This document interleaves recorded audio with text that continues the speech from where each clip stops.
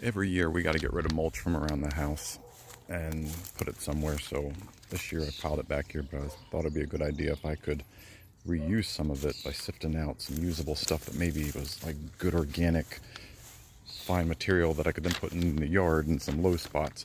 So I built a sifter and modified it a few times to figure out what would work best.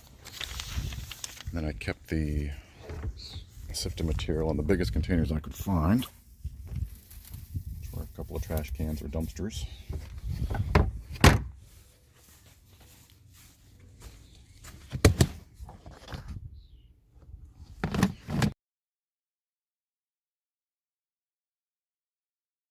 But the rest of the video is going to be about the process of building the sifter and testing it out, and how just some behind the scenes stuff. All right, so this sifter that is 1/2 inch squares, and it is 18 by 14. Actually let through stuff bigger than I expected. So it let through all of this and blocked out these. So I'm going to go with a smaller square. Because keep in mind that I'm trying to use this in the grass and I just can't. I want to get down to just all this little bit here. So the 1/4 inch did this. It's just still a little big. It was all three of them together. So that's what got sifted out of that 1/2 inch. This is what made it through the 1/2 inch. This is what made it through the 1/4 inch.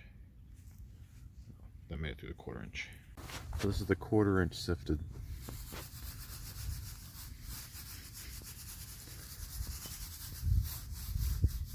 Hold up the 1/4 inch mesh here, and it's not perfect. It's great in some spots, but then other spots it's really only half the width instead of making it 1/4 of the square inches or whatever. And I really didn't notice much of a difference. This was the 1/4 inch by 1/4 inch, and this was basically the 1/8 by 1/8 inch. And there's still quite a bit getting through, and it might just be because there's a gap between the two meshes, and they're kind of going at an angle, working their way through. 1/8 inch, 1/4 inch. I would still try a better mesh if I could find like a screen mesh, like right there. I think that would do a much better job. I just took a second look here, and it looks really good here, but I noticed that I've got these twisted. They're not parallel. So if anything's getting through, it's in the middle. So maybe I'll try it again and try to do a better job and see if that improves it. So I found some old screen, and it's almost too small. I mean, these are, I don't know, 32nd of an inch, maybe a little bigger than 32nd, but it's noticeably slower, but noticeably better as well. It's a powder. Looks like peat moss at this point. So there's the three of them. 1/4, sort of 1/8 inch squares. And then the screen, window screen. Well, I definitely like having the grid underneath to support the fiberglass, which I don't think is going to last. But it's taken a while. Every 2 scoops.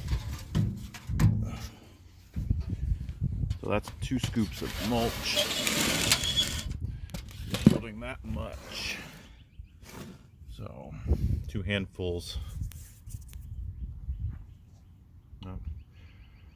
So that was like 4 batches of the rejects.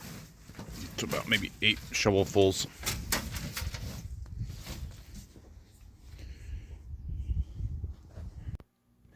I had trouble getting the squares to actually be the same all over the grid until I realized I need to make sure that the finished edges of the first layer and the second layer were the same.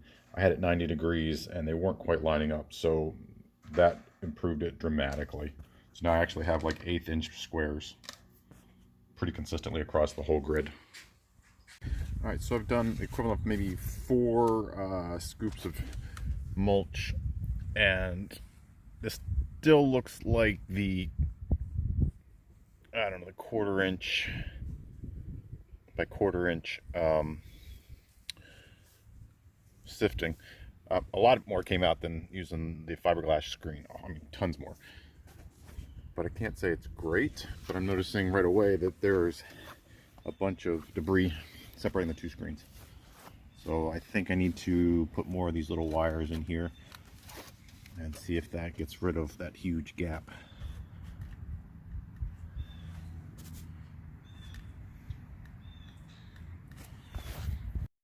I thought I could put a rivet in between each of these and it would lock them in pretty good and maybe do a bunch of them all over, but the rivets were just a little bit too big. They were actually pushing, it was pushing it out a little too much, and I didn't like that it was creating bigger holes and maybe warping the mesh.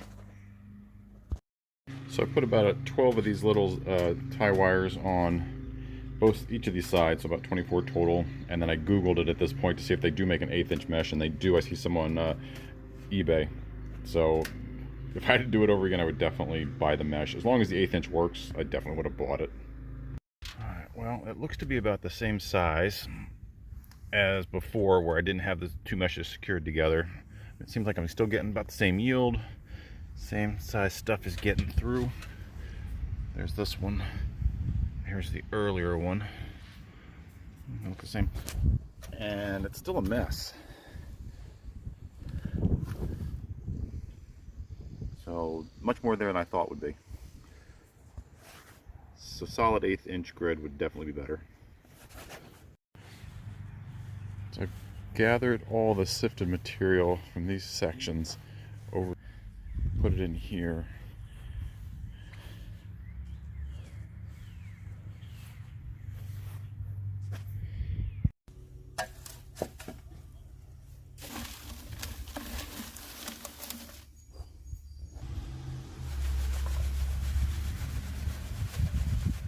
It's okay, but it's not moving too well.